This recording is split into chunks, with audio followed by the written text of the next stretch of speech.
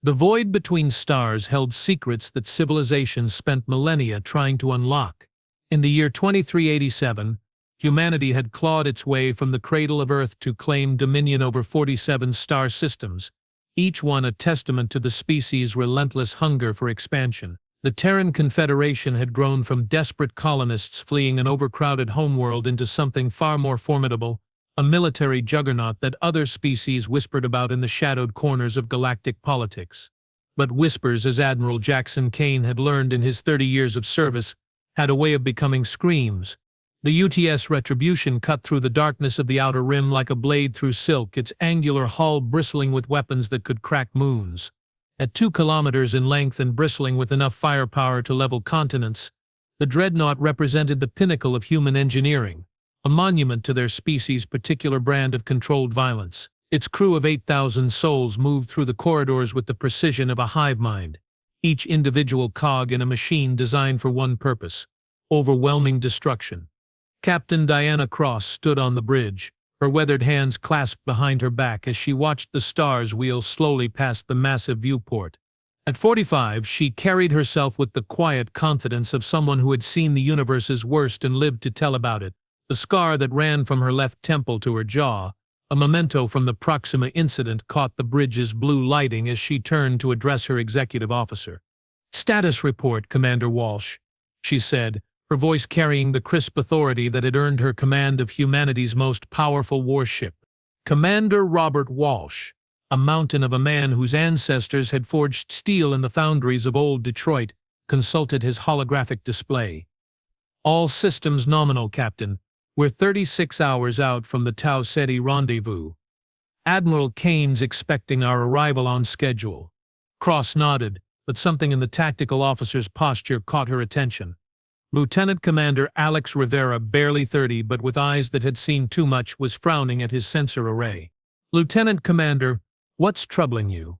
Rivera's fingers danced across his console, pulling up a three-dimensional representation of local space.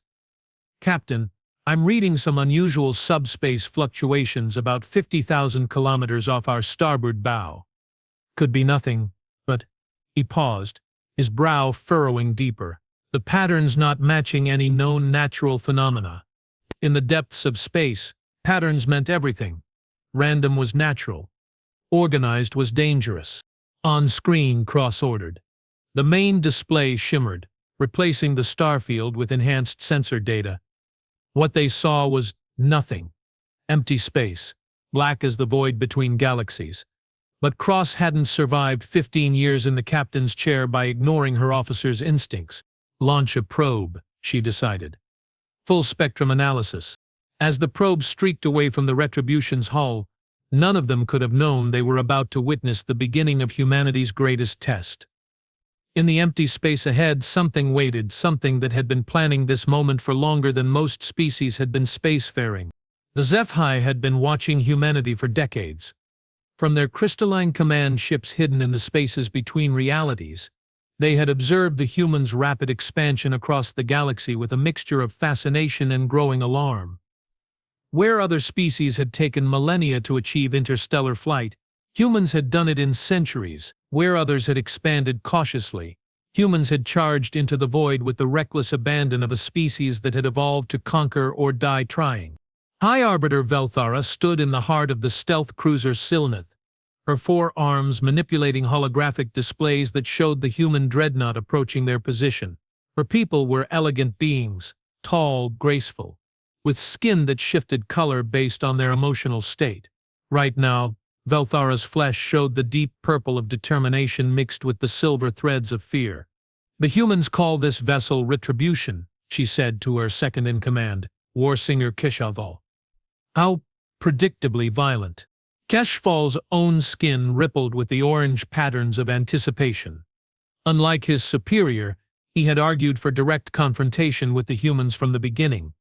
They named their ships as they named their wars, High Arbiter, with the certainty that violence will follow. Through the viewing membrane that served as their ship's primary display, they watched the human probe approach. The Sci-Fi cloaking technology was absolute, bending light and masking their energy signatures so completely that they might as well have been ghosts. But Velthera knew that would change soon enough. "Begin Phase 1, she commanded. The plan had taken 3 years to perfect. It was elegant in its simplicity and devastating in its implications.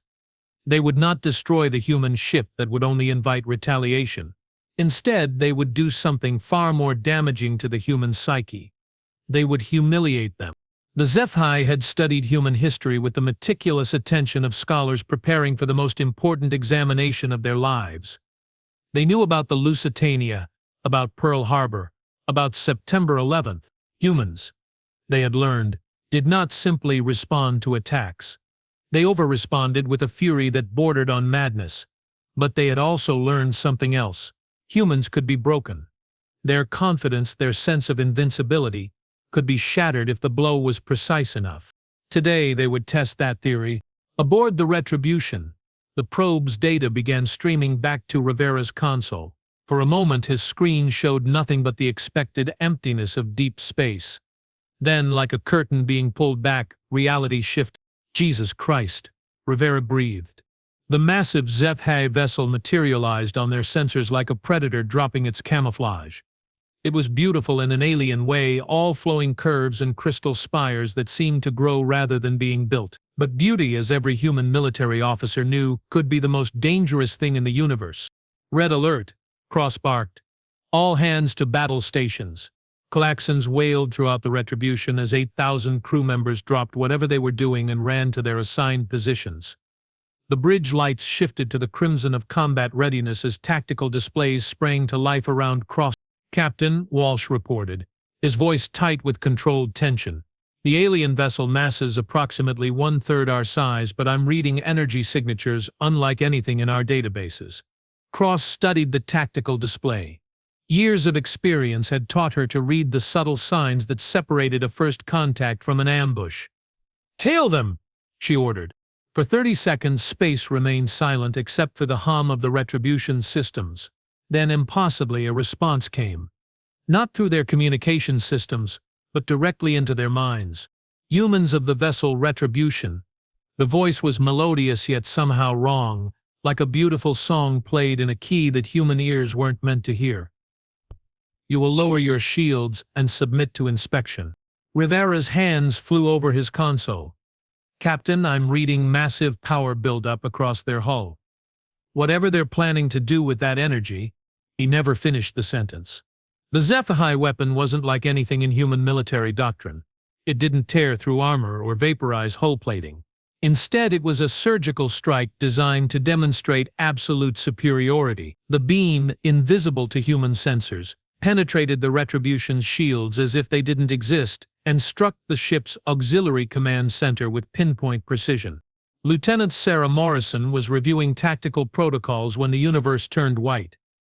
When her vision cleared, she found herself staring at a gaping hole where the starboard bulkhead used to be. Around her, 3 of her fellow officers lay motionless, their bodies broken by debris and decompression. Emergency force fields had sealed the breach, but the message was clear: "We can kill you whenever we choose."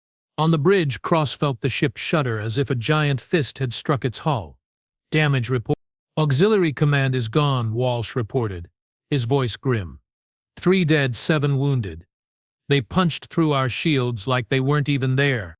The alien voice returned, carrying the unmistakable tone of someone who had just proven their point.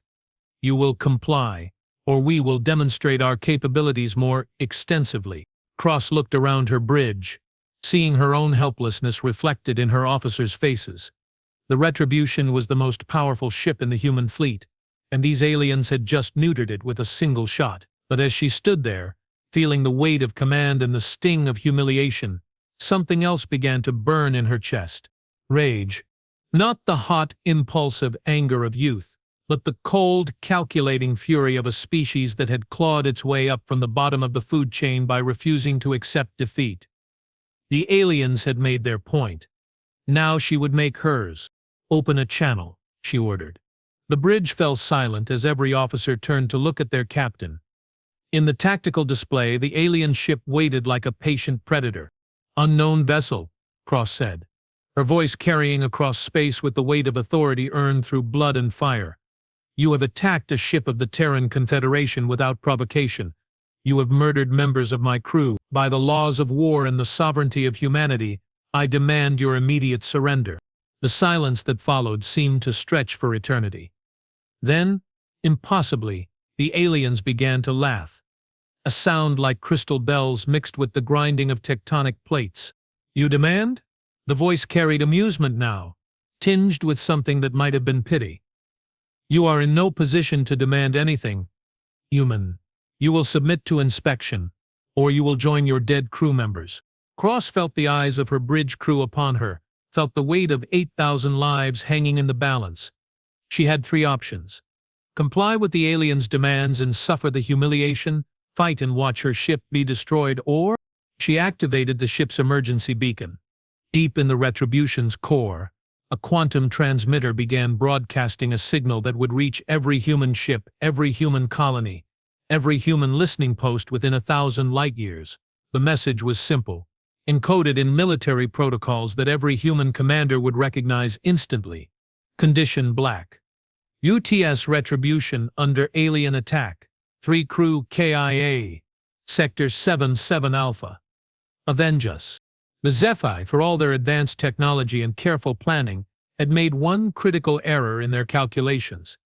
They had assumed that humans, like most civilized species, would weigh the cost of retaliation against its benefits. They had assumed that the death of 3 individuals wouldn't be worth the risk of galactic war. They had never met humans before. As Cross watched the alien ship position itself alongside her vessel, as she felt the first tremors of their boarding craft attaching to her hull, she allowed herself a grim smile. The Sci-Fi had wanted to send a message about human weakness. Instead, they had just declared war on the most vindictive species in the galaxy. The boarding began at 14:32 ship time. Sci-Fi warriors, moving with liquid grace in their shimmering environmental suits, cut through the Retribution's hull like surgeons making an incision. They were methodical, precise, almost surgical in their approach, a stark contrast to the brutal efficiency that human boarding parties were known for. Captain Cross stood in the main corridor leading to the ship's core, flanked by her security team. She had ordered all non-essential personnel to safe areas, but she refused to hide. If these aliens wanted to humiliate humanity, they would have to look its representative in the eye while they did it. The first Sci-Fi warrior to emerge from the breach was tall and elegant, moving with the fluid grace of something born in zero gravity. Its face was hidden behind a crystalline mask, but Cross could see its eyes, large, multifaceted, like a predator evolved to see in spectrums human minds couldn't imagine. When it spoke, the translator built into its armor rendered its words in perfect, unaccented English. "I am Warsinger Keshevol of the hegemony vessel Silnith. You will surrender command of this vessel immediately." Cross stepped forward, her hand resting on the grip of her sidearm, a gesture she knew was futile but couldn't help making. "Captain Diana Cross, Terran Confederation, Navy. This ship operates under the authority of the Terran government and is protected by the Galactic Convention." "Your conventions mean nothing here," Keshevol interrupted. "You are cattle who have forgotten their place. Today we remind you." The word cattle hung in the air like a challenge. Around Cross, her security team tensed, hands moving incrementally closer to their weapons. The Sci-Fi warriors responded with their own subtle shifts, energy weapons humming to life. "Stand down," Cross ordered her people, though the words tasted like ashes in her mouth. "All of you, stand down." As her crew reluctantly complied, she looked directly into Keshevol's like in a Keshevol's alien eyes. "You want to inspect my ship? Fine, but know this. Every second you spend here, every indignity you inflict, every drop of human blood you've spilled, it's all being recorded. And when my people come for you, and they will come, they'll remember every detail." Keshevol tilted his head, and Cross could swear she heard amusement in the electronic translation of his voice. "Your people will not come, Captain Cross. They will weigh the cost and find it too high. They will mourn your loss and learn to stay in their corner of space where they belong." As he spoke, more Sci-Fi warriors flowed through the breach, spreading throughout the ship with the organized efficiency of an occupying force.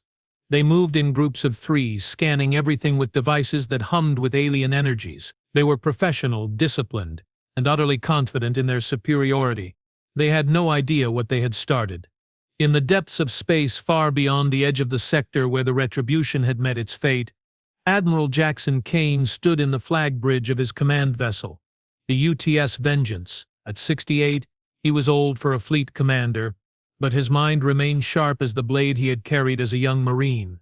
The quantum transmission from Cross's ship had reached him 6 hours ago, and in those 6 hours he had done something that would have made the Zevachai reconsider their entire strategy. He had started making calls.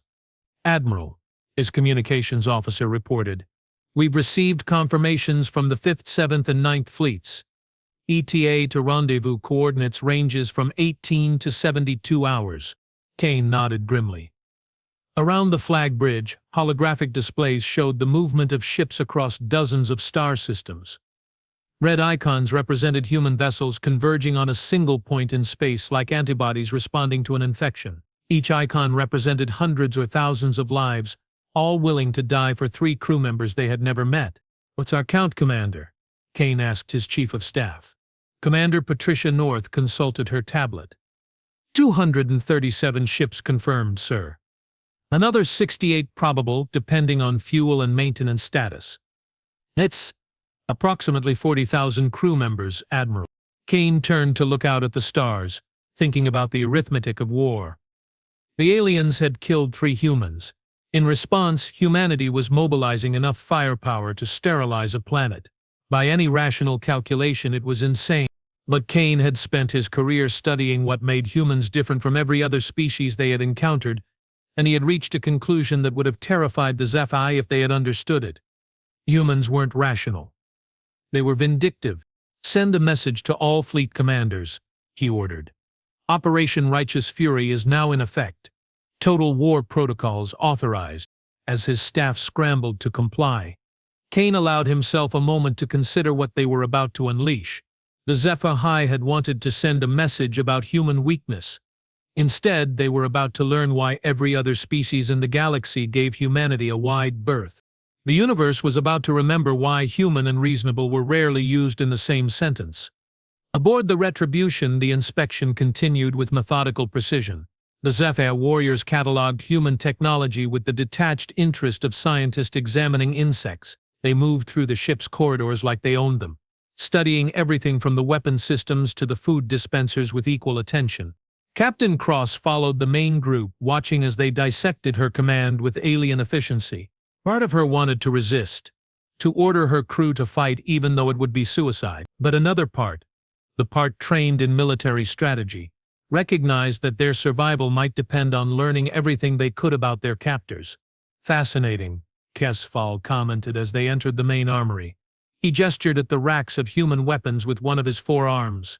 "Your species seems obsessed with kinetic projectiles. Even your ship-to-ship weapons rely on accelerating physical matter rather than pure energy." "They work," Cross replied curtly. "Indeed. Crude, but effective." He picked up a standard-issue rifle, examining it with the same interest a human might show an ancient flintlock. "Tell me, Captain, why does your species cling to such primitive methods when more elegant solutions exist?" Cross was quiet for a moment, watching as other Zephi warriors examined her crew's personal weapons. When she finally spoke, her voice carried a weight that made several of the aliens pause. "Because someone taught us a long time ago that if you want to kill something, you put a chunk of metal through it at very high speed. We've spent the last few centuries getting very, very good at making metal go very, very fast." Something in her tone must have penetrated the translator's programming because Kiersval's posture shifted almost imperceptibly. For just a moment Cross thought she saw uncertainty in those alien eyes. Then the moment passed and he was back to his casual examination of human technology. "Your species has much to learn about efficiency," he said, setting the rifle aside. "Perhaps this encounter will prove educational." Cross smiled then, expression that held no warmth whatsoever. "Oh, I think it will be. Just not in the way you expect." As the hours passed and the Zephi continued their inspection, none of them noticed the subtle changes beginning to occur throughout human space. Ships that had been on routine patrols suddenly changed course, burning hard toward a coordinate that most of their crews couldn't even pronounce. Supply vessels began redistributing ammunition and fuel to support extended combat operations. Marine regiments started loading onto transports with the grim efficiency of soldiers preparing for war. And in the deep spaces between stars, listening posts picked up transmissions in a dozen human languages, all carrying the same message. They killed 3 of ours. Time to show them what that costs. The Sci-Fi had made their point about human weakness. Now humanity was about to make theirs about human strength. The inspection of the retribution concluded. As ship's night fell across the vessel, the Sci-Fi warriors had catalogued everything from the reactor core to the crew quarters, documenting human technology with the thoroughness of conquerors planning an occupation. Throughout it all, Captain Cross had maintained her composure, answering questions when asked, and enduring the humiliation with the stoic dignity that had made her legendary among her peers. But as Cheval prepared to return to his ship, he paused at the airlock that connected the 2 vessels.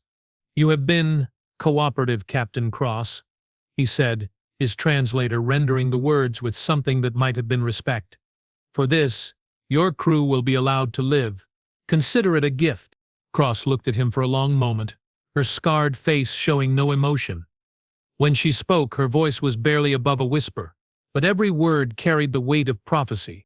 "War singer Cheval of the hegemony vessel Sileneth," she said, using his full title with deliberate precision. "I want you to remember this conversation. I want you to remember how confident you feel right now, because when my people come for you, and they will come, I want you to understand exactly how badly you miscalculated."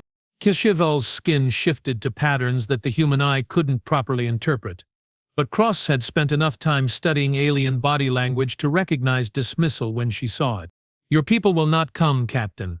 The mathematics of war," "The mathematics of war," Cross interrupted, "don't apply to humans. We don't fight because it's profitable. We don't calculate acceptable losses. We fight because you hurt us, and we have very long memories." She stepped closer, close enough that her next words would be audible only to him. "You wanted to teach us our place in the galaxy. Congratulations. You just taught us that our place is standing over your grave." As the Sci-Fi forces departed and their ship faded back into its cloaking field, Cross remained at the airlock until the last trace of their presence disappeared from her ship's sensors. Only then did she allow herself to show the exhaustion that had been building throughout the long day. Commander Walsh approached her cautiously. "Orders, Captain." Cross looked around at her crew, faces tight with suppressed anger, hands still trembling with the aftershock of helplessness. They were looking to her for guidance, for some way to make sense of what had just happened to them. "We wait," she said simply. "We wait, and we remember everything. Every face, every word, every casual gesture they made while walking through our ship like they owned it." She turned to face her bridge crew, and in her eyes they saw something that made several of them step back unconsciously. "Because when Admiral Kane arrives with the fleet," she continued, "we're going to give him a complete briefing on everything we learned about these bastards, and then we're going to help him kill every last one of them." In the depths of space, the Sci-Fi cruiser Sileneth hung motionless as its crew analyzed the data they had gathered. High Arbiter Velthara stood in the center of their command chamber, surrounded by holographic displays that showed every detail of human technology they had observed. "Preliminary analysis is complete," reported her science officer, a young Sci-Fi whose skin showed the green patterns of intellectual excitement. "Human technology is indeed primitive by our standards. But," he paused, consulting his displays, "their manufacturing quality is exceptional. Everything we observed showed signs of being built to withstand extreme stress." Velthara nodded thoughtfully. "They build their tools for war," she observed. "Even their civilian technology shows military-grade construction standards." War singer Cushvel materialized beside her, his own patterns showing the orange of satisfaction mixed with something darker. "The humans have been taught their place," he reported. "Their captain showed spirit, but she accepted our superiority in the end." "Did she?" Velthara asked, something in her tone making him pause. "High Arbiter?" Velthara manipulated the holographic display, calling up recordings of their interaction with the human crew. "Watch their faces, Warsinger. Study their body language. Does this look like a species that has accepted defeat?" Cushvel studied the images, his skin gradually shifting from orange satisfaction to the purple of uncertainty. The humans did look defeated, but there was something else in their expressions, something that nagged at him like a half-remembered warning. "They look," he started, then paused. "They look like they're planning something." Indeed. Velthara dismissed the displays with a gesture. "Perhaps we should consider the possibility that our understanding of human psychology is incomplete." Before Corserval could respond, their sensor operator interrupted with a report that made both senior officers freeze. "High Arbiter, I'm detecting massive subspace disturbances throughout this sector, multiple ships dropping out of hyperspace at the edge of sensor range."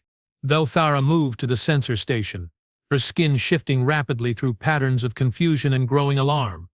How many ships? Difficult to determine with precision, but the operator's own skin was showing the silver of fear now. At least 200 confirmed contacts, possibly more. Warsinger Kisheval stared at the display, watching red icons multiply like a spreading plague across their tactical screen. Each icon represented a human warship, and they were arriving with the systematic precision of an invasion force. "They came," he whispered, his translator barely catching the words. High Arbiter Velthara stood in frozen silence, watching the impossible unfold before her eyes. According to every model they had built of human behavior, this response was irrational. The humans should have negotiated, should have sought diplomatic solutions, should have calculated the cost and found it too high. Instead, they had mobilized what looked like their entire military in response to 3 deaths. "Send a message to the Hegemony Council," she ordered, her voice tight with the realization of what they had unleashed. "Tell them we may have seriously miscalculated human nature." As the first human ships began to form battle lines at the edge of the system, Velthara found herself remembering something from their intelligence files. A quote from an ancient human military leader. "I fear all we have done is to awaken a sleeping giant and fill him with a terrible resolve." At the time it had seemed like typical human hyperbole. Now, watching 237 human warships converge on their position like the fist of an angry god, she was beginning to understand that humans didn't engage in hyperbole about war. They simply stated their intentions and followed through with terrifying precision. The second phase of humanity's education was about to begin. Admiral Jackson Kane stood on the flag bridge of the UTS Vengeance, watching the tactical display as his fleet formed up in the darkness beyond the Tau Ceti system. Around him, the controlled chaos of a massive military operation played out in hushed tones and rapid keystrokes. 237 ships had answered his call, from massive dreadnoughts like his own flagship to sleek destroyers built for speed and violence. It was the largest human fleet ever assembled for combat operations. "Admiral," reported his chief of staff, Commander Patricia North, "all vessels have checked in. Fleet is formed and ready for your orders." Kane nodded, his weathered hands clasped behind his back as he studied the holographic representation of local space. Somewhere in that emptiness, the UTS Retribution waited with its crew of 8,000 and the knowledge that help had finally arrived. Somewhere else, the aliens who had dared to humiliate humanity were about to learn why that had been a fatal mistake. "Signal all ships," Kane ordered. "Battle formation Omega-7. Marines to ready stations. I want every gun charged and every fighter squadron at launch readiness." Around the flag bridge, his staff moved with the precision of a machine built for war. Kane had handpicked these officers over years of careful evaluation, selecting not just for competence but for the particular kind of cold-blooded professionalism that successful military operations required. Today, that investment was about to pay dividends. "Admiral," his communications officer called out, "we're receiving a tight beam transmission from Captain Cross. Audio only. Heavy encryption." "Put her through." The familiar voice of Diana Cross filled the flag bridge, carrying exhaustion and something else, a rage so carefully controlled it was almost sculptural in its precision. "Admiral Kane, this is Captain Cross aboard the Retribution. We are intact and operational, though we've suffered casualties. I have detailed intelligence on the hostile forces, including tactical assessments and psychological profiles." Kane felt a grim smile tug at the corners of his mouth. Trust Cross to turn a humiliation into an intelligence-gathering opportunity. "Understood, Captain." "Are the hostiles still in your area?" "Negative, sir. They departed approximately 6 hours ago," but there was a pause, filled with the kind of significance that veteran officers learned to recognize. "Admiral, they're still here. Our long-range sensors are picking up subspace distortions consistent with cloaking technology. They're watching us. Of course they were. Kane had been expecting that. Whoever these aliens were, they had orchestrated this encounter with careful precision. They wouldn't simply disappear without observing the results of their handiwork. Captain Cross, transmit all intelligence to my staff for analysis. And Diana. He used her first name deliberately, knowing his words would be recorded for posterity. You and your crew have done humanity proud. Now it's our turn. As Cross's data began flowing to his intelligence officers, Kane turned his attention to the broader tactical situation. The aliens had made several critical errors in their planning, but the most significant was their apparent misunderstanding of human psychology. They had assumed that the demonstration of superior technology would be enough to cow humanity into submission. They had never studied human history closely enough to understand that superior technology had never stopped humans before. Aboard the cloaked Sci-Fi cruiser Sileneth, High Arbiter Velthara watched the human fleet deploy with growing unease. What she was observing defied every model her species had built of rational behavior. The humans had brought enough firepower to devastate entire star systems in response to what amounted to a minor skirmish. Warsinger, she said to Kircheval, who stood beside her studying the tactical displays with patterns of confusion rippling across his skin. Explain to me again why this response was unexpected. Kircheval's skin shifted to the deep blue of embarrassment mixed with silver fear. High Arbiter, every analysis we conducted suggested that humans, like all rational species, would weigh the cost of retaliation against its benefits. 3 deaths, even 3 military deaths, should not justify mobilizing their entire fleet. And yet, Velthara observed, watching more human ships continue to arrive from hyperspace, here they are. She activated the ship's long-range sensors, studying the composition of the human force. What she saw made her blood run cold in ways she hadn't felt since her youth. The humans hadn't just sent their available ships. They had stripped their frontier defenses, pulled vessels from escort duty, even recalled exploration fleets from beyond the galactic rim. Ships that should have taken weeks to reach this location had somehow arrived within hours. They planned for this, she whispered, the realization hitting her like a physical blow. High Arbiter, they planned for this scenario. Look at their deployment. Every ship is perfectly positioned, every formation optimized for maximum firepower. This isn't a hasty response to our actions. This is a pre-planned military operation that they activated the moment we gave them justification. The implications of that realization were staggering. It meant that humanity had been preparing for galactic war long before the Zephyr had made contact. It meant that their seemingly impulsive aggression was actually the product of careful, methodical planning. It meant that they hadn't stumbled into this confrontation. They had been waiting for it. Send a message to the Hegemony Council, Velthara ordered. Priority Omega. Tell them we need immediate reinforcement. High Arbiter, Kircheval said carefully, perhaps we should attempt diplomatic contact. If we explain that our actions were intended as a demonstration rather than an act of war. Warsinger, Velthara interrupted, her skin showing patterns that would have made any Zephyr take several steps backward. Look at that fleet and tell me if you see any ships designed for diplomacy. Kircheval studied the human formation, counting the massive gun barrels and missile tubes that bristled from every hull. The humans had brought nothing but warships, no transports, no supply vessels, no diplomatic craft, just pure, concentrated instruments of destruction. I see your point, High Arbiter.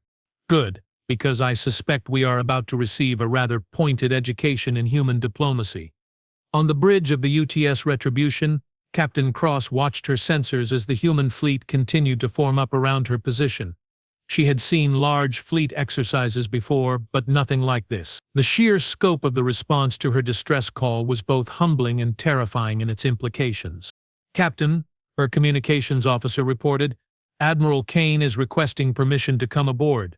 Cross straightened her uniform, checking her appearance in the reflection of a darkened monitor.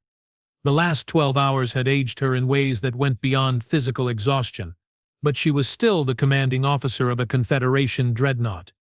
She had a reputation to maintain. Permission granted. Have him met at Docking Bay Alpha with full honors. 20 minutes later, Cross stood at attention as Admiral Kane stepped through the airlock, followed by his security detail and senior staff. At 68, Kane moved with the careful dignity of someone whose body had been broken and rebuilt multiple times in service to his species. The cybernetic implant that replaced his left eye glowed with a soft blue light, and his right arm bore the scars of atmospheric entry without proper protection. A memento from the evacuation of New Carthage. "Admiral on deck?" Cross's exec called out, bringing the assembled crew to attention. "As you were," Kane said, his voice carrying the authority of someone accustomed to commanding fleets. He approached Cross, studying her with the intense gaze of a man evaluating a subordinate's fitness for command. "Captain Cross, report." For the next hour, Cross briefed Kane and his staff on every detail of the Zephyr encounter. She described their technology, their behavior, their apparent psychology, and most importantly, their weaknesses. The aliens were advanced. Yes, but they showed signs of being unaccustomed to dealing with genuine military opposition. "They moved through our ship like they owned it," Cross concluded. "But they also showed signs of unfamiliarity with human military doctrine. I don't think they expected resistance." Kane nodded thoughtfully. "What's your assessment of their combat capabilities?" "Unknown, sir. They demonstrated the ability to penetrate our shields and deliver precise strikes, but they didn't display any large-scale weapons. My guess is that they're built for surgical strikes rather than fleet actions." "Good." Kane turned to study the tactical display that showed the positions of both fleets, "because we're about to test that hypothesis." He activated his communicator, opening a channel to the entire human fleet. When he spoke, his words were transmitted to every ship, every crew member, every soul who had answered his call for justice. "This is Admiral Kane to all ships. 12 hours ago, an unknown alien force attacked the UTS Retribution, murdered 3 members of her crew, and violated the sovereignty of human space. They did this believing that we would accept their demonstration of superiority and retreat to whatever corner of the galaxy they think we belong in." He paused, letting the weight of his words settle across the fleet. "They were wrong. Today we show them the price of human blood. Today we teach them why humanity doesn't negotiate with terrorists. All ships prepare for combat operations. We're going hunting." The response was immediate and overwhelming. Across 237 ships, crews that had traveled across hundreds of light-years in response to a distress call let out a roar of approval that seemed to shake the very fabric of space itself. Fighter squadrons launched from carrier decks, their sleek forms spreading out in attack formations that had been perfected in a dozen previous conflicts. Marine assault shuttles powered up their engines, ready to deliver humanity's most dangerous warriors to any target that required a personal touch.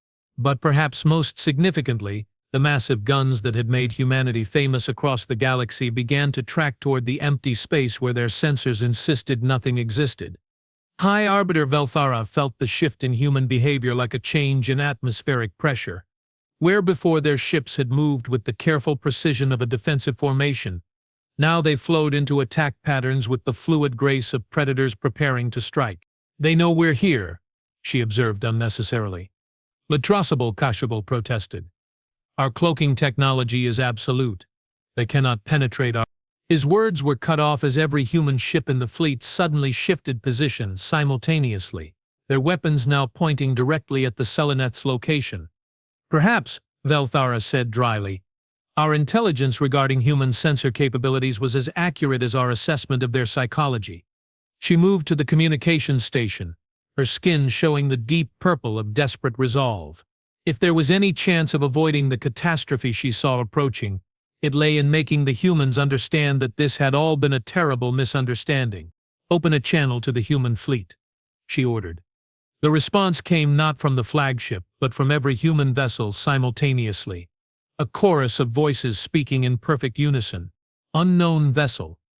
You are in violation of Terran space and have committed acts of war against the Terran Confederation. You have 30 seconds to lower your shields and surrender unconditionally, or we will consider you a hostile target and respond accordingly." Velthara stared at the communication display, her mind struggling to process what she had just heard.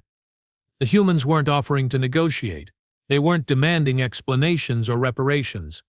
They were giving her the choice between immediate surrender and immediate annihilation. "High Arbiter," her sensor operator called out, his skin showing the silver white of pure terror. I'm reading massive energy buildups across their entire fleet. Every ship is charging weapons.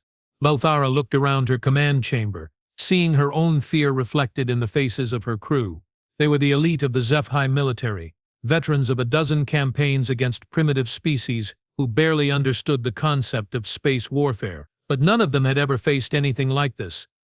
A human fleet that had mobilized for total war in response to what should have been a minor incident. 20 seconds, the human voice announced with mechanical precision. Lower our shields, Belthara ordered. Signal unconditional surrender. High Arbiter Kishaval protested.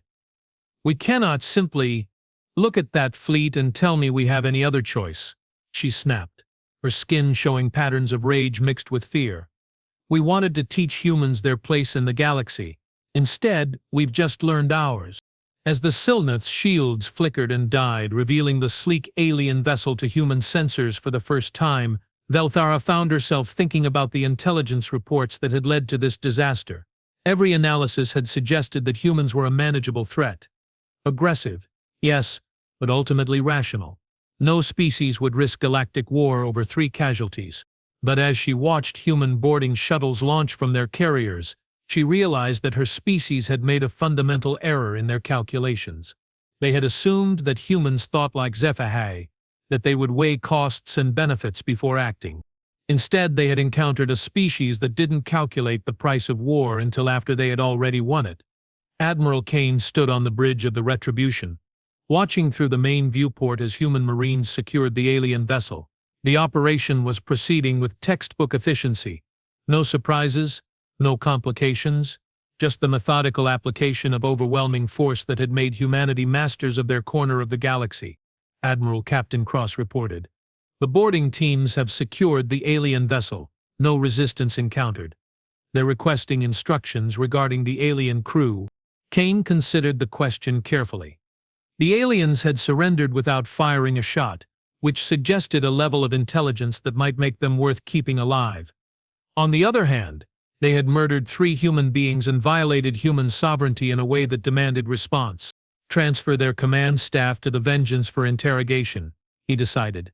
The rest of their crew can remain under guard aboard their own vessel until we decide what to do with them. As his orders were transmitted to the boarding teams, Kane allowed himself a moment to appreciate the broader implications of what had just occurred. In less than 24 hours, humanity had mobilized its largest fleet, tracked down and captured an alien vessel using technology they barely understood, and demonstrated to any watching powers that human blood came with a price tag that few species could afford to pay. But he also knew that this was just the beginning. The aliens hadn't acted alone. Their technology and confidence suggested the backing of a larger power. Somewhere out there, other ships were waiting. Other commanders were planning. Other species were deciding whether humanity was a threat to be contained or an enemy to be destroyed. Captain Cross, he said, turning to face the woman who had endured the first shots of what might become humanity's greatest war. I want you to begin preparations for extended operations. We may have won this battle, but something tells me the war is just beginning. Cross nodded, her scarred face showing the grim satisfaction of someone who had waited hours for this moment. Understood, Admiral. What are your orders regarding the alien technology we've captured? Kane smiled then, an expression that held all the warmth of a nuclear winter. We're going to study it, Captain. We're going to learn everything we can about how it works, how to counter it, and how to build better versions of our own. He turned back to the viewport, watching as human ships formed a protective perimeter around their prize. And then we're going to pay a visit to whoever sent these aliens to teach us our place in the galaxy. I suspect they're about to receive their own education in human nature. Deep in the heart of Sci-Fi space, the Hegemony Council received High Arbiter Belthara's final transmission, with a mixture of disbelief and growing alarm. The message was brief, encoded in emergency protocols that hadn't been used in over 3 centuries. First contact mission failed. Human response exceeded all projections. Fleet of 200 Plod vessels deployed in less than 24 hours. Silnath captured intact. Recommend immediate defensive preparations. They are coming.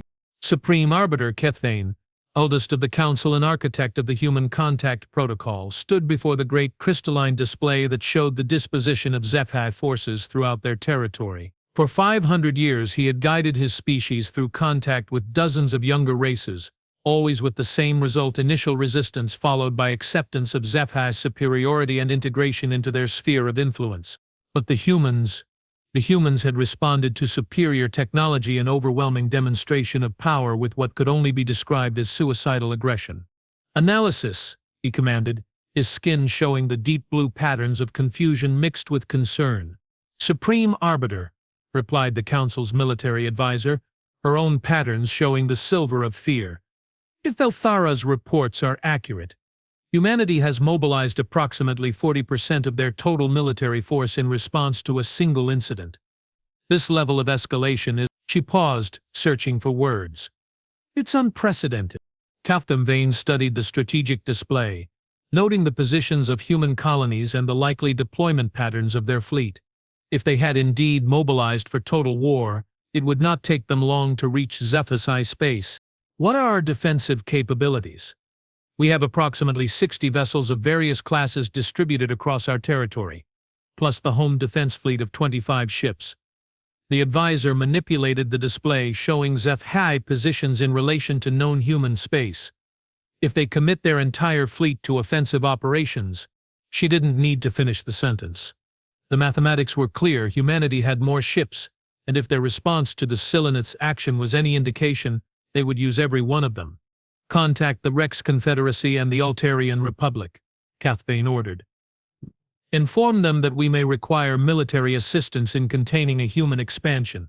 "Supreme Arbiter," another council member interjected, "perhaps we should consider diplomatic solutions.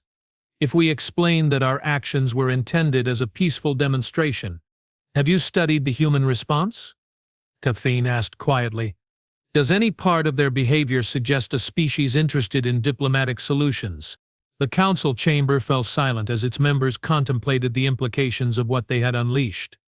They had intended to bring humanity into their sphere of influence through a carefully calculated display of superior technology. Instead, they had apparently triggered the military mobilization of the most aggressive species in the galaxy. "Prepare for war," Cathbane said finally, "and pray to whatever gods still listen that we survive the lesson we're about to receive." As the Zephyr Council struggled with the implications of their miscalculation, Admiral Kane's fleet was already moving. Intelligence analysis of the captured alien vessel had revealed navigation data that pointed to 3 possible locations for Zephyr space. Rather than divide his forces, Kane had made a characteristically human decision. He would visit all 3 locations simultaneously. The human fleet split into 3 task forces, each containing enough firepower to sterilize a solar system. They moved through hyperspace with the relentless efficiency of a force that had been born for war, carrying with them a message that would soon echo across the galaxy. Humanity had tried peace. Now they would try the other thing. The second phase of humanity's education was about to begin, and this time they would be the teachers. But in the deepest reaches of space, sensors recorded the human fleet's departure and transmitted the data to entities that made the Zephyr hegemony look like children playing with toys.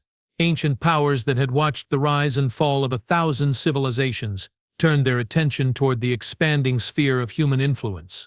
Humanity was about to learn that they were not the most dangerous species in the galaxy. They were simply the newest ones to attract the attention of those who were. The Zephyr homeworld of Siltar hung in space like a jewel made of crystal and light, its 6 moons arranged in perfect geometric harmony around the planet's azure sphere. For 3,000 years, this system had been the heart of an empire that spanned 47 star systems and governed the lives of over 1 billion sentient beings. Its orbital defense platforms had never fired a shot in anger, protected as they were by the absolute certainty that no species would dare challenge Zephyr's supremacy. Today, that certainty was about to be tested. Admiral Kane's first task force dropped out of hyperspace at the edge of the Siltar system like the fist of an angry god. 79 human warships materialized in perfect formation, their hulls bristling with weapons that could crack planets and their crews burning with the cold fury of a species that had traveled 800 light-years for revenge. On the flag bridge of the UTS Vengeance, Kane stood before the main tactical display, studying the disposition of Sci-Fi forces with the calculating gaze of a predator evaluating prey. The alien defenses were impressive by most standards.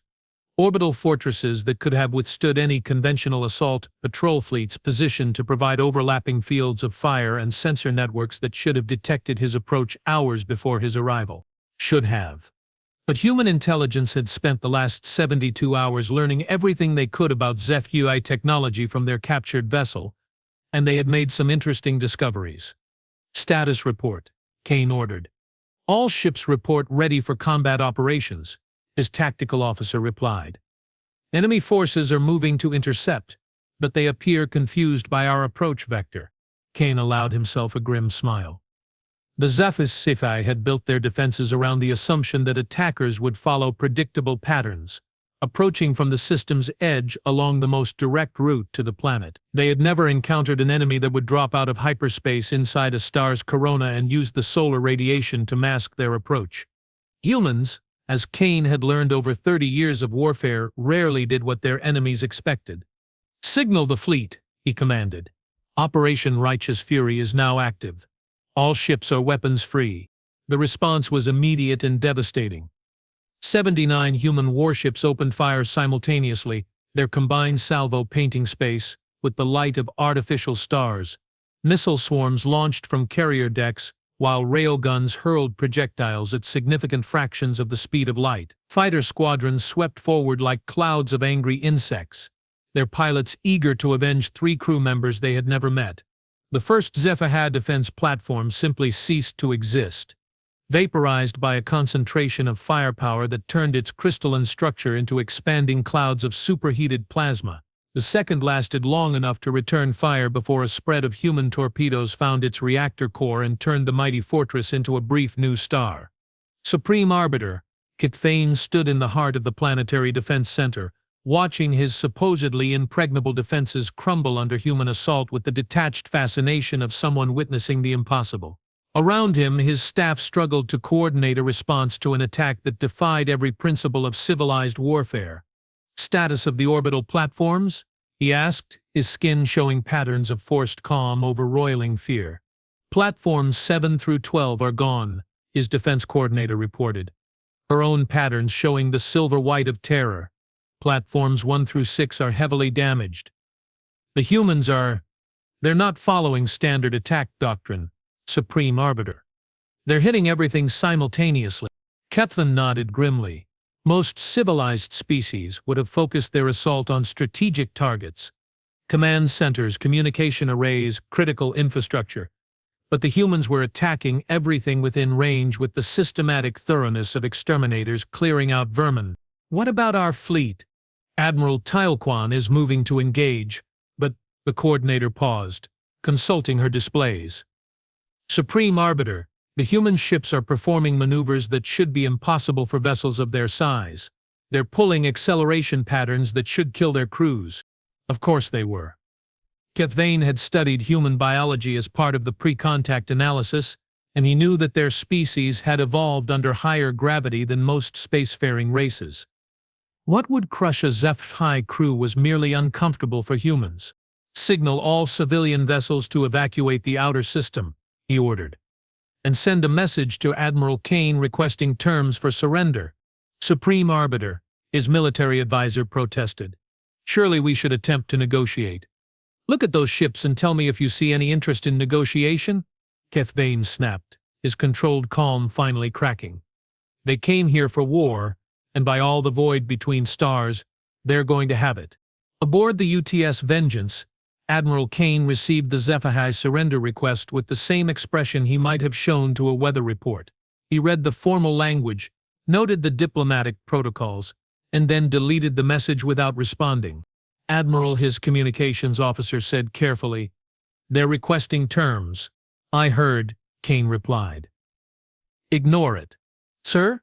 Kane turned to face his staff, his weathered features showing the kind of cold determination that had made him legendary among human military officers. "Commander, 3 days ago these aliens attacked a human ship, murdered 3 members of its crew, and violated our sovereignty. They did this believing we would accept their demonstration of superiority and retreat to whatever corner of space they thought we belonged in." He gestured toward the tactical display, where human ships continued their methodical destruction of Sci-Fi defenses. Today we respond, not with negotiations or diplomatic protests or economic sanctions. We respond with the one language that every species in the galaxy understands: overwhelming force applied without mercy or restraint. The bridge fell silent as his officers absorbed the implications of his words. They had come here not to capture territory or achieve political objectives, but to deliver a message written in fire and void. "Signal all ships," Kane continued. "Continue the assault. I want every military installation in this system reduced to scrap metal. I want their fleet destroyed. And I want any survivors to remember exactly what happens when you shed human blood." As his orders spread throughout the fleet, human warships pressed their attack with the relentless efficiency of machines built for killing. Sci-Fi vessels that had never faced serious opposition found themselves outnumbered, outgunned, and facing crews that fought with the desperate fury of soldiers defending their homes. The Battle of Siltar lasted 6 hours. When it ended, the Sci-Fi home fleet existed only as debris clouds drifting in the void, and their orbital defenses had been reduced to twisted metal and shattered crystal. The cost to humanity: 14 ships damaged, 2 destroyed, and 800 crew members who would never see home again. But the message had been delivered. High Arbiter Velthera, recently transferred from her captured vessel to a detention cell aboard the UTS Retribution, watched the battle's aftermath through a porthole that looked out on the wreckage of her people's defenses. She had spent the last 72 hours under interrogation, answering questions about Sci-Fi technology and strategy with the resigned professionalism of someone who understood that cooperation was her only hope of survival. Captain Cross had been surprisingly civilized during the process, treating her with the courtesy due a military officer rather than the contempt reserved for pirates and terrorists. But courtesy, Velthara had learned, was not the same thing as mercy. "Quite a view," Cross said, entering the detention area with 2 guards flanking her. "I thought you might want to see the results of your demonstration."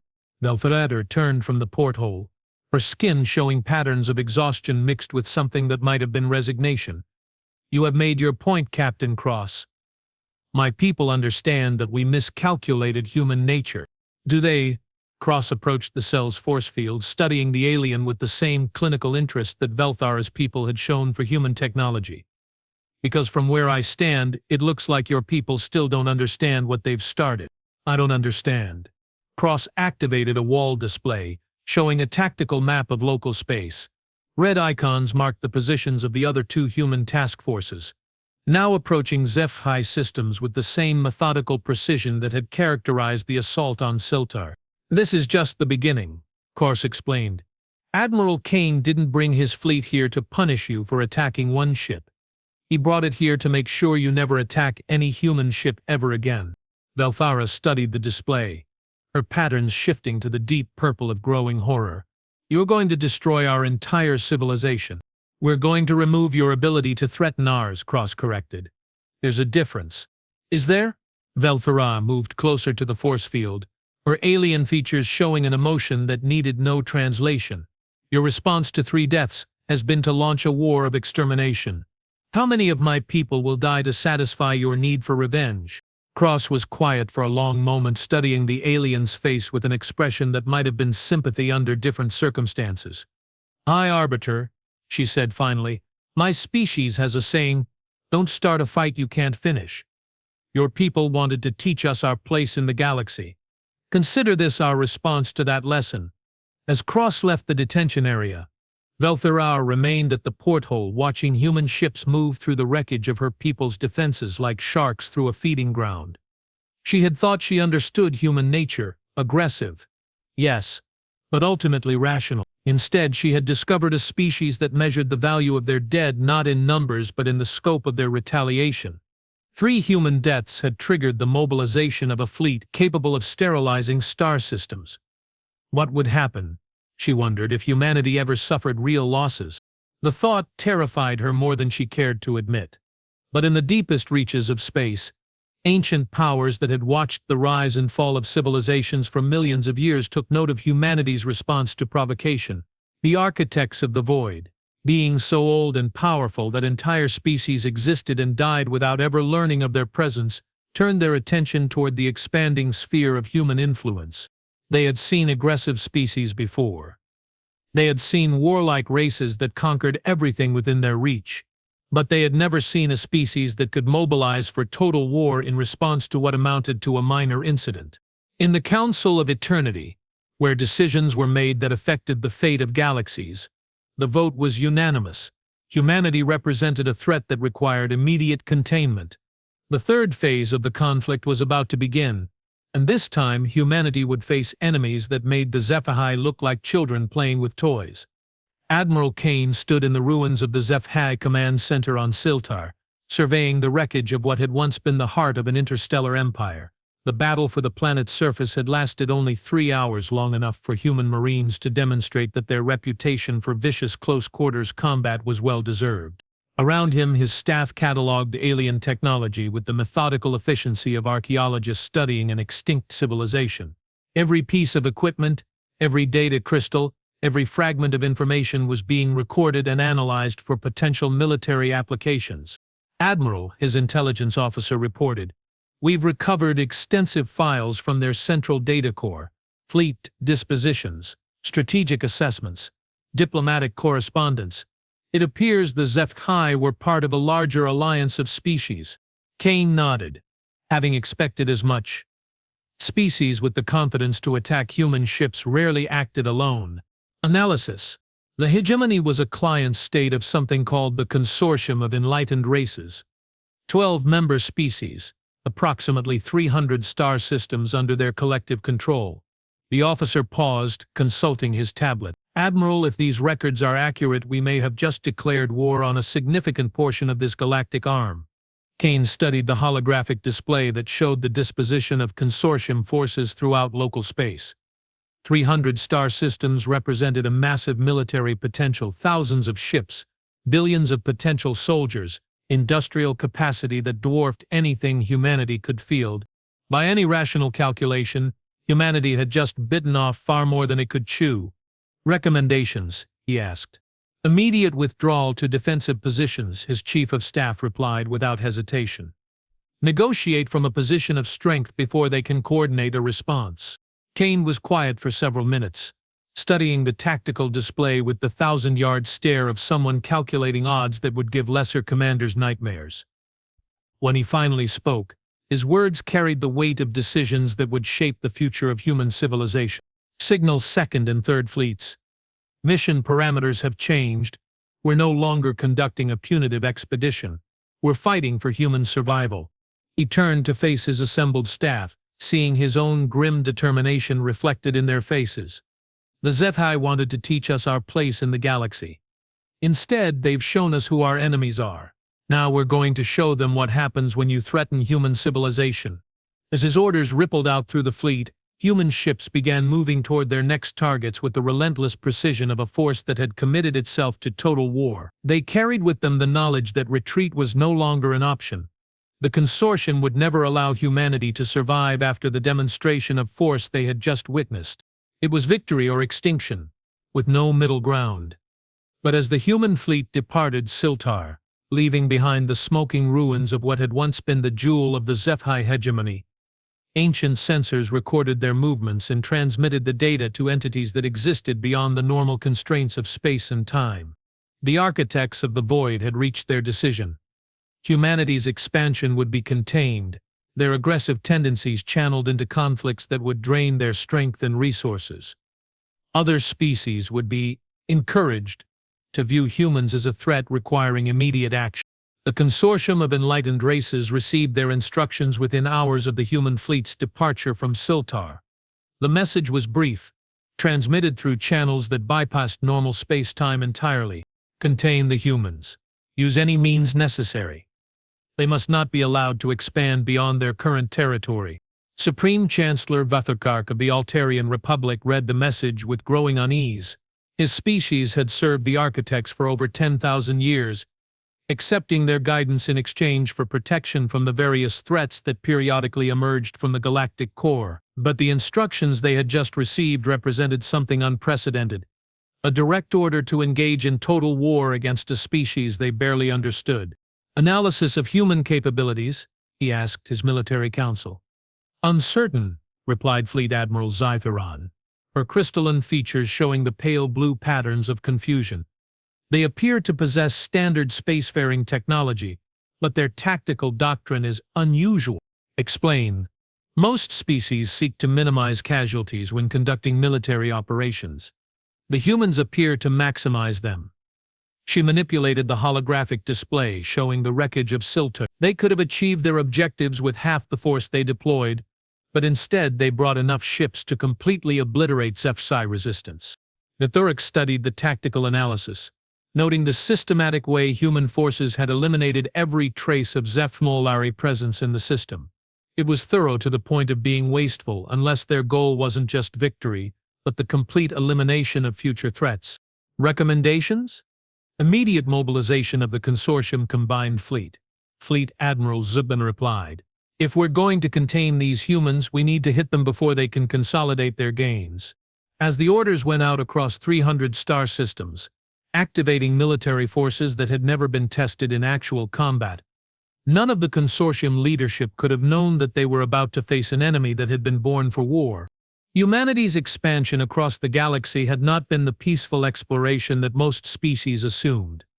It had been a series of desperate struggles against hostile environments, predatory species, and the simple, brutal mathematics of survival in a universe that offered no mercy to the weak. Every human ship carried weapons, because they had learned that space was full of things that wanted to kill them. Every human colony was fortified because they had discovered that the galaxy was home to creatures that viewed sentient life as food. Every human military officer had been trained to fight outnumbered and outgunned because that was the only kind of fight their species had ever known. The consortium was about to learn why humanity had survived when so many other species had not. They didn't just fight to win, they fought to eliminate any possibility of future defeat. Admiral Kane received word of the consortium mobilization while his fleet was en route to their next target. The intelligence came from deep-cover human agents who had been observing alien activities for decades, part of a network that the consortium had never suspected existed. 300 ships confirmed, his intelligence officer reported. Mixed composition, everything from Altarian crystal hulls to Vrex bioships. ETA to our position is approximately 60 hours. Kane studied the tactical projection, calculating odds and options with the cold precision that had made him humanity's most successful fleet commander. 300 ships against 79, poor odds by anyone's calculation, but not impossible, especially since the consortium had made the same mistake as the Zethahai. They were preparing to fight humans as if they were a rational species. Signal all ships, he ordered. We're changing course. New destination, the Vrex homeworld of Kithara. His staff exchanged glances, recognizing the implications of his decision. Instead of retreating in the face of superior numbers, Kane was choosing to attack one of the consortium's most important members. Admiral, his chief of staff said carefully, intelligence suggests the Vrex maintain significant defensive installations around their homeworld. A direct assault would be suicidal, Kane finished, which is exactly why they won't expect it. He turned to address his entire staff, his weathered features showing the kind of determination that had made him legendary throughout human space. The consortium thinks they understand us. They think we'll retreat when faced with superior numbers, negotiate when presented with overwhelming force. They're about to learn that humans don't fight like other species. He gestured toward the tactical display, where red icons showed the approaching enemy fleet. We fight like we're already dead. We fight like our species depends on it. And we fight like every enemy we don't kill today will come back to murder our children tomorrow. As the human fleet changed course toward Kithara, racing to reach their target before the consortium force could intercept them, the final phase of humanity's education was about to begin. But this time they would be teaching a lesson that would echo across the galaxy for generations to come, that some species, when pushed to the edge of extinction, don't retreat. They attack. The Battle of Kithara began at 14:00 ship time on what had started as an ordinary day for the Rex Confederation. Their homeworld hung in space like a massive organic jewel, its surface covered in the living cities that had housed their civilization for over 5,000 years. The orbital bio-platforms that served as their primary defenses had never fired a shot in anger, protected as they were by treaties and alliances that made direct assault unthinkable. Today, the unthinkable became reality. Admiral Kane's fleet dropped out of hyperspace, not at the edge of the system, but directly above Kythera's North Pole, using the planet's magnetic field to mask their approach until the last possible moment. 79 human warships materialized in attack formation, their hulls bristling with weapons and their crews burning with the cold fury of a species that had traveled across the galaxy for revenge. The Vrek's response was immediate but confused. Bioships that had been designed for ceremonial patrols suddenly found themselves facing an enemy that had appeared from nowhere with enough firepower to sterilize continents. Warning signals propagated through their living communication networks as defenders scrambled to coordinate a response to an attack they had never imagined possible. Fleet Singer Zoltas, commander of the Kythera Defense Force, stood in the neural command chamber of her flagship, feeling the ship's bio-neural network pulse with alarm and confusion. Around her, organic displays showed the impossible. A human fleet had somehow penetrated to the heart of Vrek's space and was moving to attack their most sacred world. Response options, she queried, sending her thoughts through the ship's nervous system to her tactical specialists. Defensive formations are moving to intercept, came the reply, carried on bioelectric currents that pulsed through the ship's living hull. But the humans they're not following standard engagement protocols. Zolt studied the tactical display, watching human ships move in patterns that defied conventional military wisdom. Instead of concentrating their forces for maximum effect, they were spreading out to engage multiple targets simultaneously. Instead of focusing on high-value strategic objectives, they were attacking everything within range with systematic thoroughness. It's not a conquest, she realized, her thoughts rippling through the ship's neural network.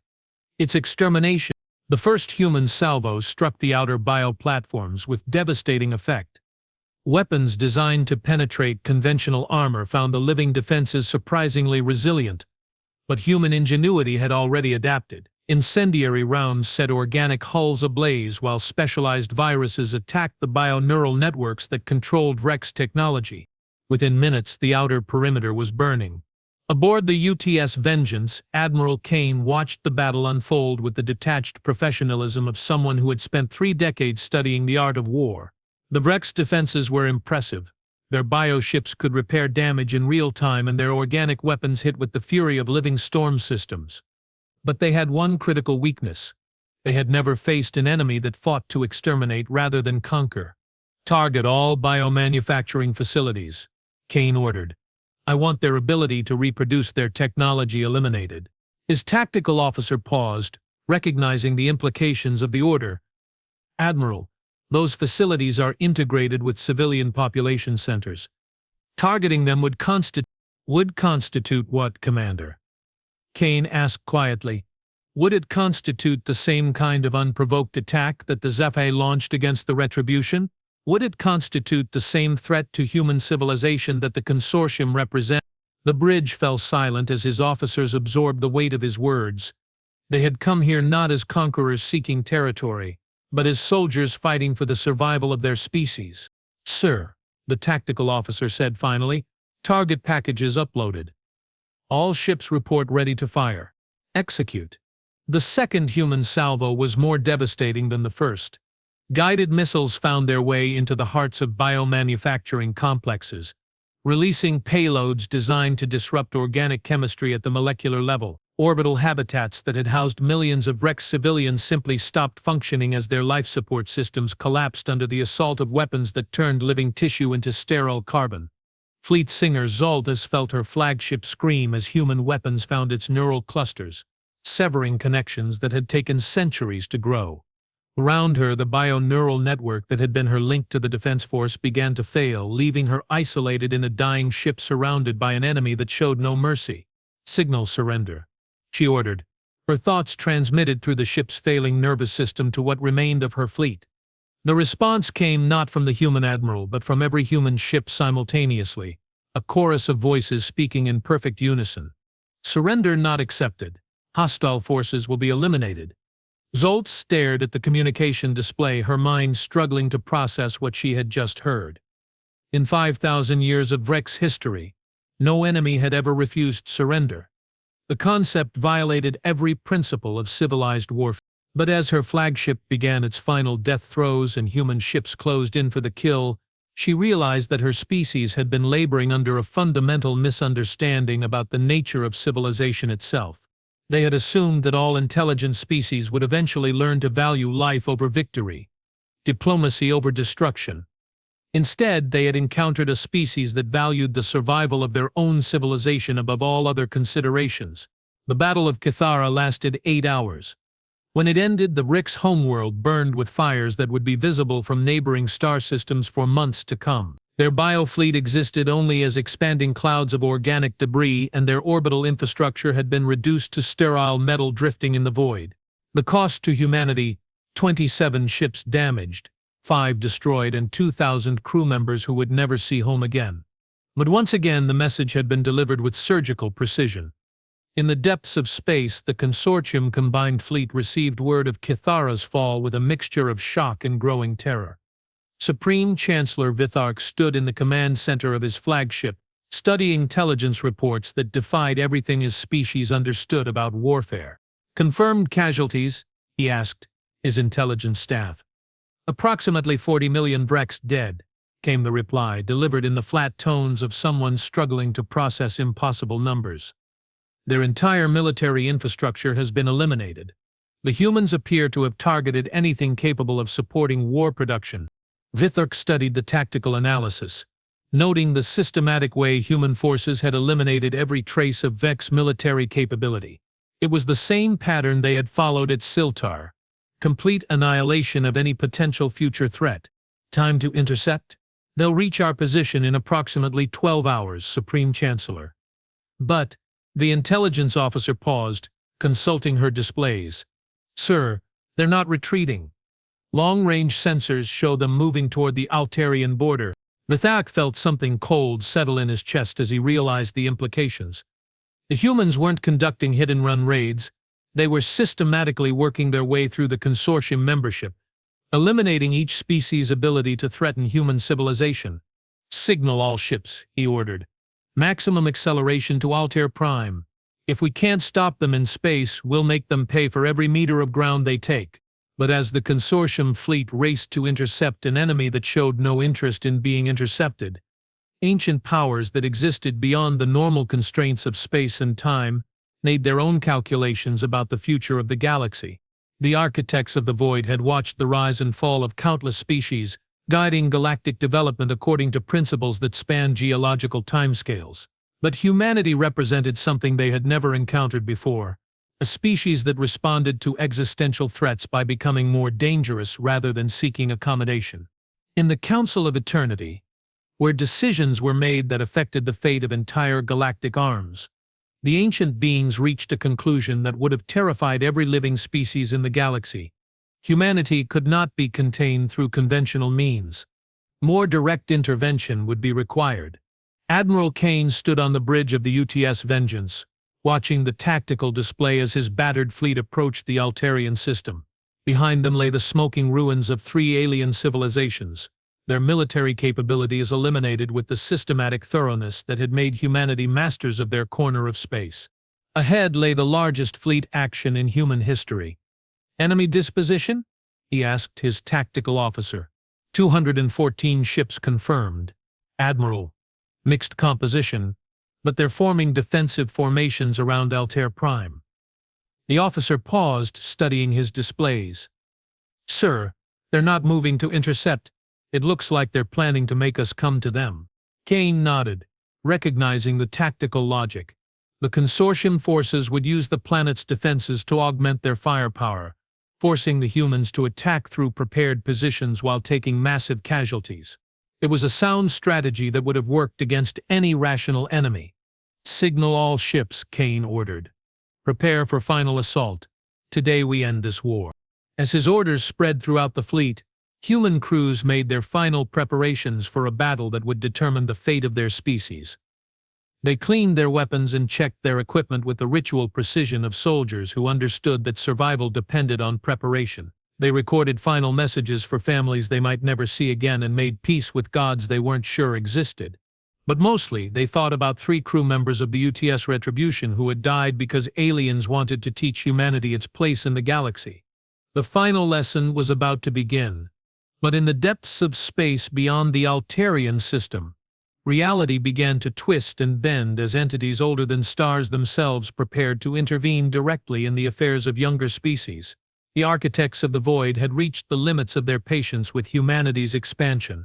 The 4th phase of the conflict was about to begin, and this time humans would face enemies that existed beyond the normal laws of physics.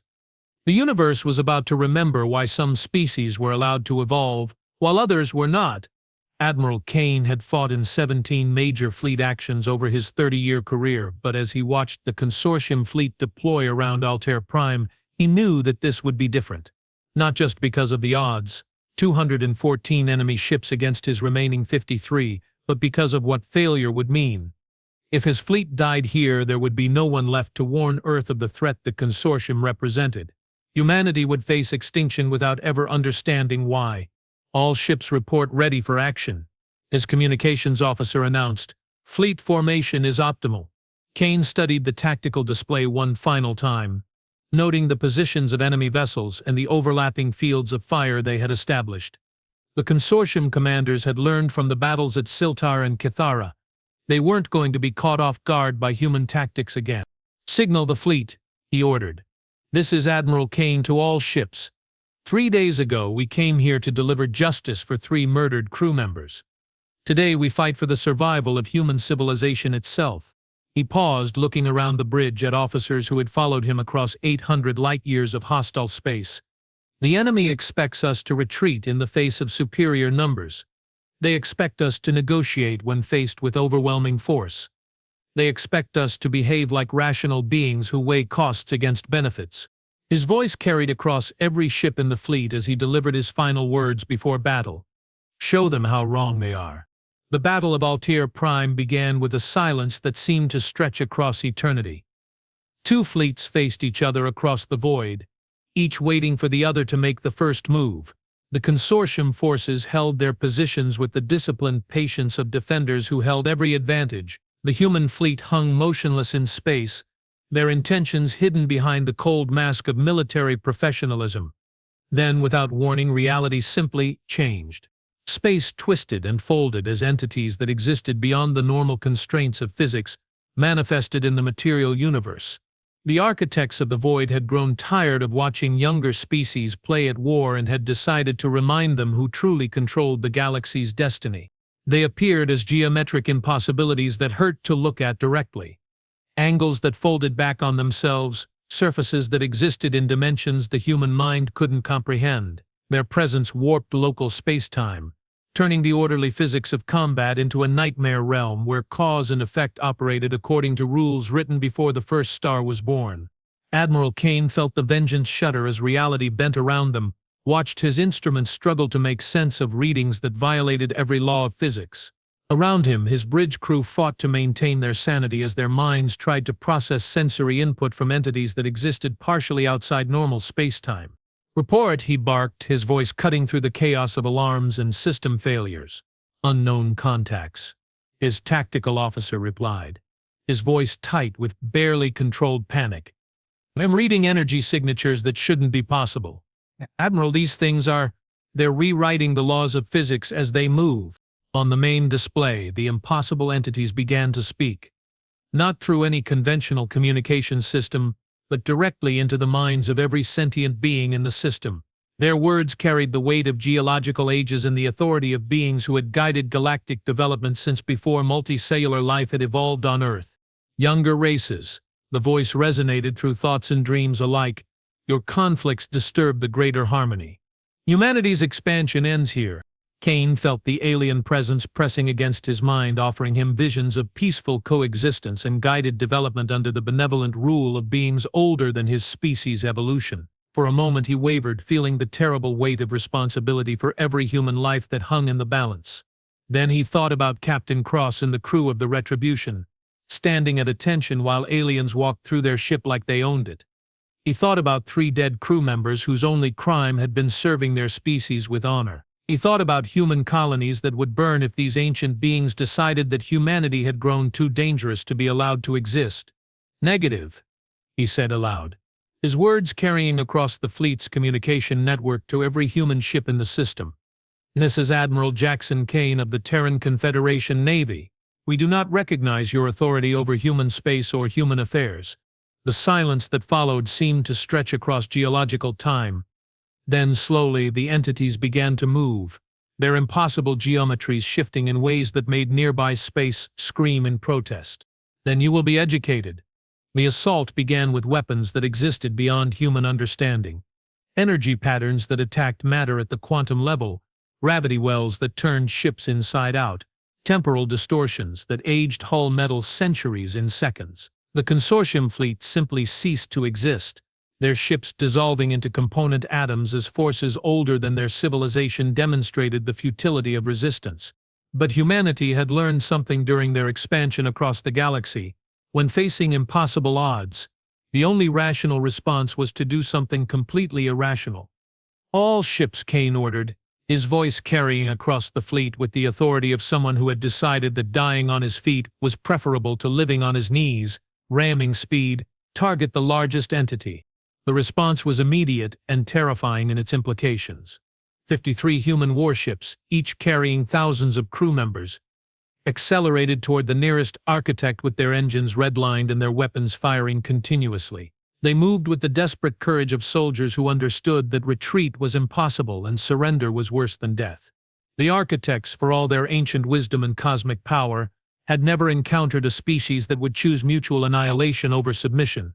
They had guided the development of thousands of civilizations, always finding some lever to ensure compliance: fear of death, love of offspring, desire for knowledge or power. But humans, they discovered, would choose extinction before accepting subjugation. The first human ship to reach its target was the UTS Defiance, a heavy cruiser whose crew had survived the destruction of New Carthage and the siege of Proxima Station. As ancient weapons tore through her hull and her crew died at their stations, she maintained course and speed with the relentless determination of a guided missile. She struck the architect's impossible form at 40% of light speed. The explosion that followed violated several fundamental laws of physics. Matter and energy that existed in dimensions beyond human comprehension suddenly found itself constrained by the three-dimensional space-time of normal reality. The resulting implosion created a hole in space itself, a wound in the fabric of the universe that would take centuries to heal. One of the architects simply ceased to exist. The remaining entities recoiled in what might have been shock or might have been pain, their geometric forms shifting into configurations that suggested surprise. In millions of years of guiding galactic development, they had never lost one of their number to the actions of a younger race. Impossible. Their mental voice carried confusion for the first time since the conversation had begun. Your weapons cannot harm us. Our weapons can't, Kane agreed, watching as more human ships closed with their targets despite taking devastating casualties. But our ships can. Our crews can. Our willingness to die for what we believe in can. He turned to his remaining bridge crew, seeing his own grim determination reflected in their faces. You wanted to teach us our place in the galaxy. Here's your lesson. Humans don't have a place in your cosmic order because we refuse to accept any order that isn't written by us. The UTS Vengeance began her final acceleration toward the largest of the remaining architects, her hull already glowing cherry red from the energy weapons that clawed at her armor. Around her, the last ships of humanity's fleet closed with their ancient enemies, their crews singing old songs and reciting older prayers as they prepared to die. But in the depths of space beyond the battle, sensors recorded everything that was happening and transmitted the data to listening posts throughout human space. The recordings would reach Earth within days, carrying with them proof that humanity had faced gods and chosen to fight rather than kneel. The message would echo across the galaxy for generations to come. There are some species that cannot be conquered, only destroyed. And destroying them comes at a price that few civilizations are willing to pay. The Battle of Altair Prime ended with the sound of reality tearing itself apart. When the smoke cleared and the wounded fabric of space-time began to heal, 5 architects of the void had been reduced to expanding clouds of exotic matter. The human fleet existed only as wreckage drifting in the void, their crews having paid the ultimate price for their species' independence. But the message had been delivered with perfect clarity. In the Council of Eternity, the surviving architects contemplated what they had learned about humanity with something approaching humility. For the first time in geological ages, they had encountered a species that would choose extinction over subjugation. The implications were staggering. If humans could kill entities that existed beyond normal spacetime, what other impossible things might they accomplish? If they would die rather than accept guidance, how could they be controlled? The answer, the surviving architects realized, was simple. They couldn't be. Withdraw all forces from human space. The ancient beings commanded, their mental voice carrying across the galaxy to every client species and servitor race. Humanity is to be left alone. The order would have confused any species that understood the traditional power structures of the galaxy. The architects had never retreated before, never acknowledged the independence of a younger race. But then they had never faced a species that measured the value of freedom in the willingness to die for it. 6 months later, Captain Diana Cross stood on the bridge of a new ship, the UTS Justice. As it completed its patrol of the outer rim, the scars on her face had faded somewhat, but her eyes still carried the memory of 3 crew members who had died because aliens wanted to teach humanity its place in the galaxy. The lesson had been delivered, but not in the way anyone had expected. "Captain," her communications officer reported, "we're receiving a transmission from the Zephyr remnant. They're requesting permission to establish a formal embassy on Earth." Cross smiled, remembering High Arbiter Velthara and the conversation they had shared in the detention cell of the old Retribution. The Zephyr survivors had learned their lesson well. When dealing with humans, diplomacy was always preferable to demonstrations of force. "Acknowledge their request, and forward it to Admiralty," she ordered, "and send them a message from me personally. Welcome to the neighborhood."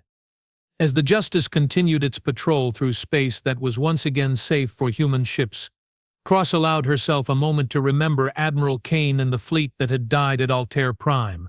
They had paid the ultimate price to ensure that humanity would never again have to accept lessons in submission from alien powers. Their sacrifice had purchased something precious, the right to write their own destiny among the stars. And in the depths of space, where ancient powers dwelt between the fabric of reality itself, the architects of the void learned to give human space a very wide berth. They had awakened something in the galaxy that they could not control, could not predict, and could not safely ignore. Humanity had earned its place among the stars not through wisdom or technology or ancient guidance, but through the simple, terrifying willingness to die for their freedom. It was a lesson that would echo across the galaxy for millennia to come. There are some prices that even gods are unwilling to pay. And sometimes the youngest species in the galaxy are the ones who teach the oldest powers what courage really means.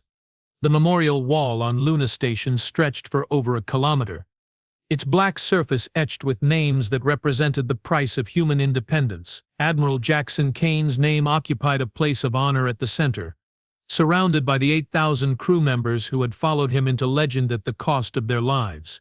Captain Diana Cross, now Admiral Cross, commander of the Outer Rim Defense Fleet, stood before the wall with a delegation of alien ambassadors who had come to pay their respects to the dead. The galaxy had changed dramatically since the battle that historians were already calling humanity's finest hour, and species that had once viewed humans as dangerous upstarts now spoke of them with the careful respect reserved for apex predators.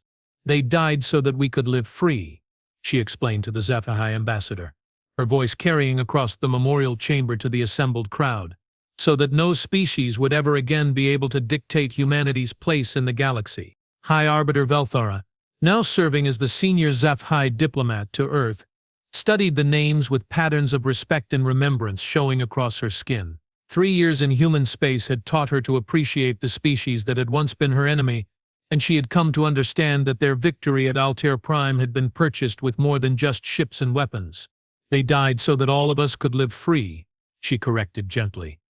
The architect's influence extended far beyond human space. "Admiral Cross, your people's sacrifice freed half the galaxy from rulers we never even knew we had." Cross nodded, acknowledging the truth of that statement.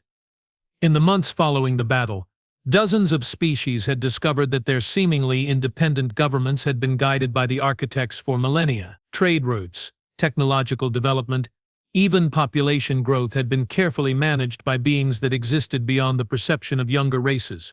Humanity's refusal to accept that guidance had shattered a control system that had operated since before their species had learned to use fire. "What matters," Kor said finally, "is that future generations will grow up free to make their own choices. That's what Admiral Kane and his fleet died for, the right to succeed or fail on our own terms." As the ceremony concluded and the diplomats departed, Cross remained at the memorial wall, reading names and remembering faces of those who had paid the ultimate price for human freedom. They had been ordinary people, engineers and gunners, pilots and marines, officers and enlisted crew who had faced impossible odds and chosen to fight rather than surrender.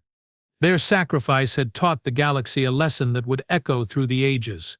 Freedom is not something that can be granted by alien powers or ancient entities. It is something that must be taken and held by those brave enough to pay its price. And sometimes, the price of freedom is everything you have. But for humanity, it had been worth it. The stars belonged to no one but those strong enough to claim them.